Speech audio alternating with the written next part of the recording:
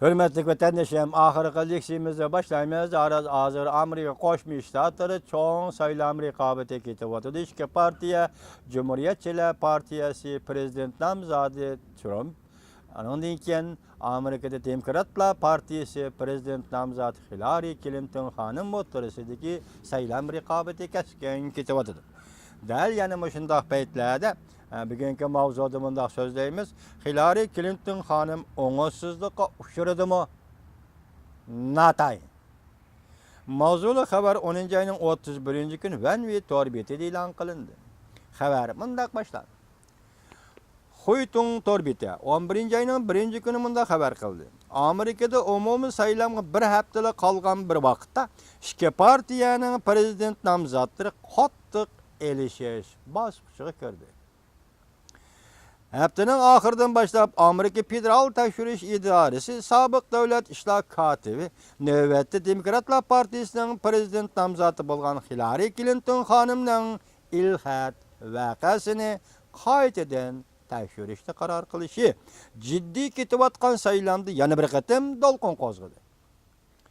Balki buron eg'izib turgan Hillary Clinton xonim yarim bir qatim ovorchilikqa uchrashi mumkin.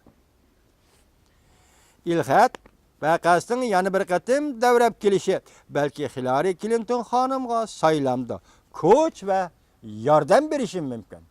Ikki xil ehtimollar biri o'ng'ishsizlik uchrashi mumkin. Ikkinchisi ilhat vaqasi Hillary Clinton xonimga saylamda kuch va yordam berishi mumkin. Bir nafar tahlilchi bunday ko'rsatdi. Yüzaki qarmaq Hillary Clinton xonimning qo'llash nisbati Federal tekshirish idorasining ilhat vaqasini qayta tekshirishni yangi bayqash deganlari tufayli tuvallab ketishi mumkin.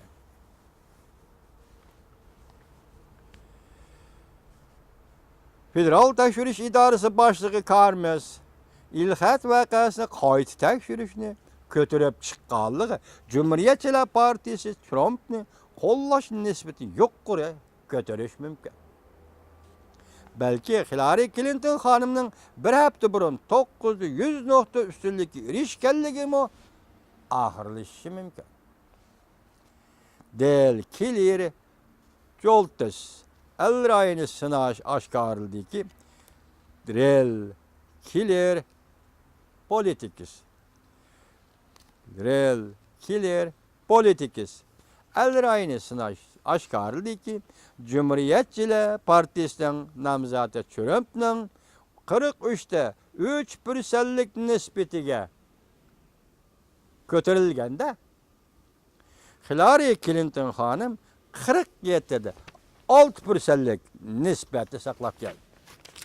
Demak, shunday farq 43 necha %, Trumpning 47'de 6% saylovchilarning nisbati Hillary Clinton xonim.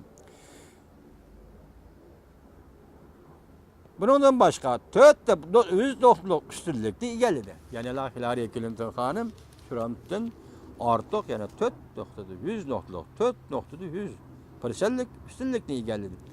Chatham tadqiqot o'rni Amerika va Latin Amerika tadqiqot o'rnining mas'uli Shina Vektet. Shina Vektet 10-oyning 31-kuni CNBC televiziya muxbirining ziyoratini qabul qilganda bunday ko'rsatdi. Ilhat vaqasi satchiligi doirasi tadrijiy tarlab ketgan saylam ustunligi Hillary Clinton xonimning bundan keyingi saylam raqobatiga foydali bo'ladi. Nima dedi? Shena Vekit bu qatamqi tuvallab ketgan nisbat Hillary Clinton xonimning bundan keyingi saylam raqobatiga foydali bo'ldi. Vekit bunday ko'rsatdi. Hillary Clinton xonimni qo'llovchi saylovchilar bilat tashlash ancha qizg'in bo'lmaydi.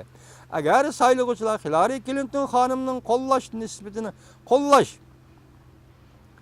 nisbatining ilhat vaqasi tufayli tushib ketayotganligini ko'rib qoladigan bo'lsa, ular ya'ni saylovchilar saylam kuni uydan chiqib bilat tashlashga aldiraydi. Bu yerda Vekit nima deydi? Bu qatim ilxatda tekshirish vaqasi ko'tarib chiqadi. Boshda aytgandek bu Hillary Clinton xonimga oңышсыздық elib kelishi mümkün deydi. Başka hüküm şuna değildi. Ahir kelgen Vekil Efendi nime deydi? Bu qatim bu ilhat vakasını götürüp çıkarılışı.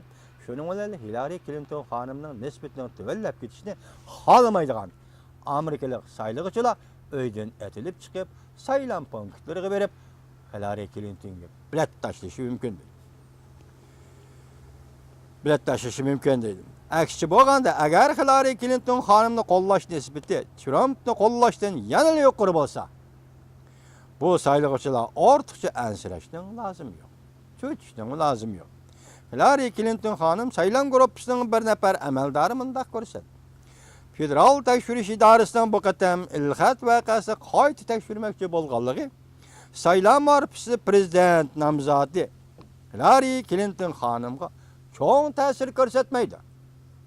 Şuna Amerika'da Demokratlar Partisi'nin saylam istiqbalidan ansirashning hajati yo'q. Yani bu deganlik bu qatimqi saylamda Amerika'da Demokratlar Partisi'nin prezident nomzodi Hillary Clinton xonim tutib chiqadi, yengib oladi deganlikdir.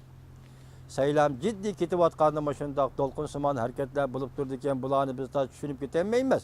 Shundaqdimi o'zimizning his qilgan kutganimiz bo'yicha hozirgi bizning shuarimiz shukanki, yaqinda Rossiya Dumasining a'zosi, Rossiya Kommunistik Partiyasining a'zosi Zhirinovskiy degan kishi nima dedi?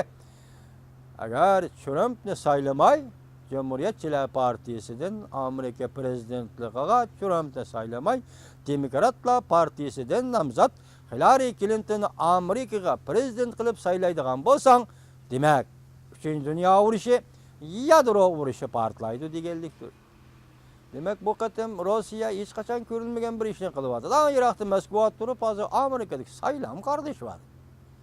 Amerika saylam qardoshiyapti. Dani Zhirinovskiy nima dedi? Hillaryni saylaydigan bo'lsang, Clinton xonimni bu 3-Dünya urush, atom urushi portlaydi dedi. Bu bir Amerika xalqiga ishiltayotgan popiza, ikkinchi saylovchilarga ishiltayotgan popiza yoki tahdid bo'lib hisoblanishi mumkin.